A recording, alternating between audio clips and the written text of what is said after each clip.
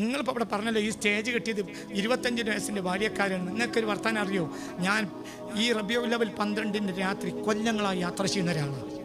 ഇങ്ങനെ യാത്ര ചെയ്യും. ചിലപ്പോൾ അയാൾ ദ്വാരക്കാൻ പറയും, ചിലപ്പോൾ പരിപാടി ഉണ്ടായി തിരിച്ചു പോകും.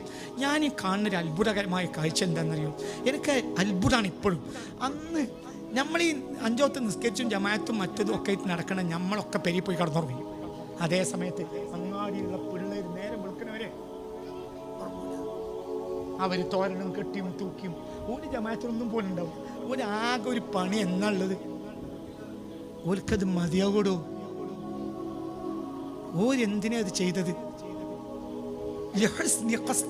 ഇബ്നു തൈമിയ്യ പോലും പറയുന്നുണ്ട്, അവന്റെ ഉദ്ദേശം നല്ലതാണ്. അവൻ ബഹുമാനിച്ചത് ആരെയാ? സുൽത്താനെയാണ്. മതിയാവോന് പറഞ്ഞു മനസ്സിലായി. മതിയാവും.